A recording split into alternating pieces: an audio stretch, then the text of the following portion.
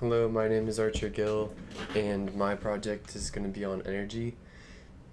So, in the top right here, you can see that the United States committed to achieve net zero emissions by 2050 and a net zero power sector by 2035, which I was reading and I thought that that was kind of cool. So, that could definitely be something it's definitely an issue within energy policy is like clean energy.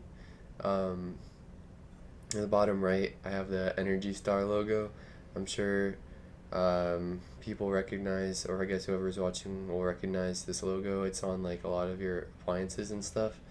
And to my knowledge, it's basically given to, it's like a certification for like this thing is energy efficient for what it is, or it draws a low amount of power for what it is. So maybe that's something I could focus on is regulations about like no, you can't like make a toaster that can power like enough that like draws enough power to like power a small house now.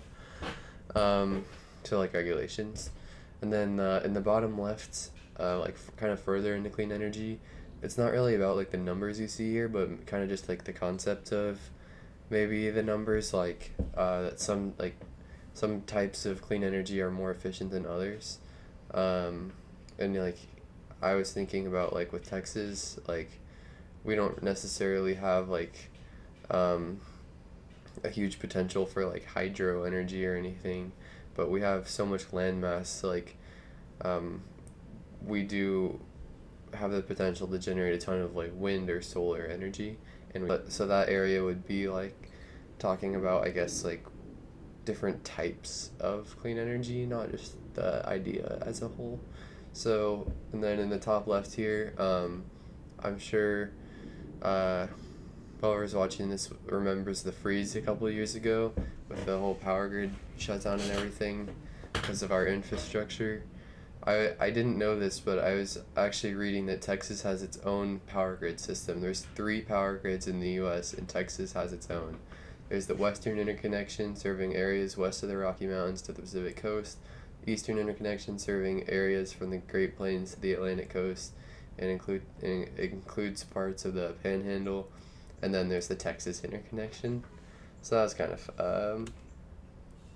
that kind of inspired me. I guess maybe I could look at sort of like the grids or the infrastructure. That's kind of funny.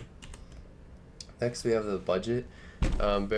Take this with a grain of salt because I have something in the next slide that's kind of contradictory. So I don't know. I'm not 100% sure this is accurate, but I did get it off an official city website. So you can see the revenue for Austin Energy is number one among everything in Austin, more than the general fund.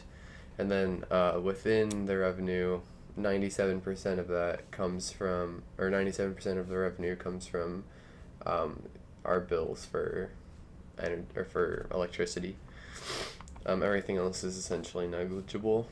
And then the bottom charts here are going to show expense. So it generates the most, but it's also the most expensive and kind of by a wide margin here. It does beat out the general fund. And then within Austin Energy, I kind of thought that this was interesting. Now, again, I don't really take it with a grain of salt because I need to, I guess, get a better understanding of what, I don't know exactly what power supply is, or like some of this other stuff, but I did notice that our power generation uh, only accounted for 11% of the expense, which I don't know, maybe that's something to think about if how clean energy could affect that, or sort of maybe what goes into our power generation. Like I said about the contradicting figures, it's the same idea with sort of different numbers. This is again from a city website, so I'm not sure. But if you'll just read with me, it says charges for services from the cities to utilities account for approximately 43% of the revenue generated. Taxes for 29, and the remaining 28 is a mix of fines, fees, permits, other charges for service, blah, blah, blah, a lot of other stuff. The idea here, though, is that still Austin Energy is the biggest piece of this pie, and I guess Austin Water maybe that could sort of lump into this project, but my focus is really on Austin Energy. This is sort of budget related as well. I thought it was interesting that even though Austin Energy spends more and makes more, it has less employees than general fund, which I guess makes sense when you think about it, but maybe something to think about there.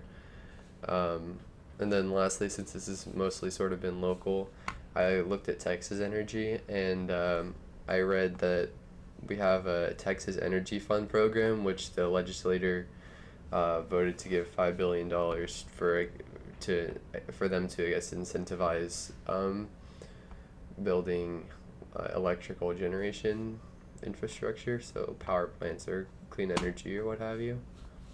But maybe I should do more research into the state side of that.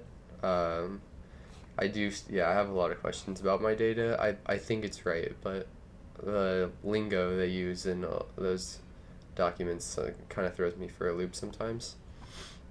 And you'll see that on the next slide too. Mostly with these two charts, this is going to be kind of about clean energy, but I found these charts really interesting. So, in this bottom left chart, what I really wanted to look at here was so this is our renewable energy production. We actually account for like a quarter of the United States' wind energy, which is pretty cool. And it makes sense because we have the second most land mass to Alaska.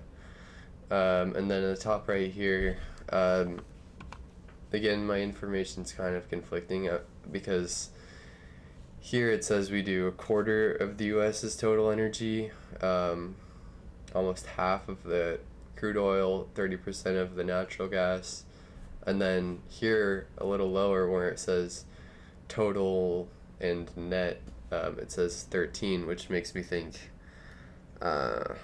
these two can't both be true if my understanding of them is correct. Oh, I thought this was kind of cool. I didn't know this, but Austin Energy made a goal to be carbon free by 2040. So, yeah, that's interesting. And I think if it's not clear by now, my focus will probably be on clean energy, if that's all right. Here's a federal thing. So sorry, but this was also interesting to me that the green line is import and the yellow is export, and this is in terms of like gasoline, I guess petroleum. So the U.S. has always been historically way more of an importer than an exporter. It's just recently changed, but historically we've always imported more. So I kind of thought that maybe that was like an issue, like we shouldn't maybe depend on other countries for our energy. And maybe if we did clean energy, then we could do all of that generation domestically. We wouldn't have to do any more importing. So yeah, something to think about. And then in the bottom right, I thought this actually kind of blew me away. Only about 25% of the energy generated from Austin Energy is non-renewable. Actually, I guess nuclear isn't technically defined as renewable.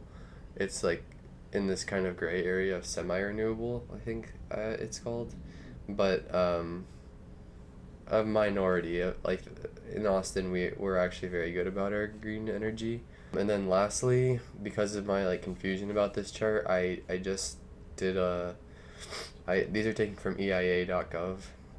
I just got back on their website because I remember reading this, but so Texas accounts for, where is it? Yeah, we're the largest net supplier of energy to other states. And then these other facts are also pretty interesting if you want to read those. But Texas consumes and supplies the most energy to all the states, so it's a big, it's definitely like a valid area of like public policy to talk about because it's huge here. Yeah, thank you.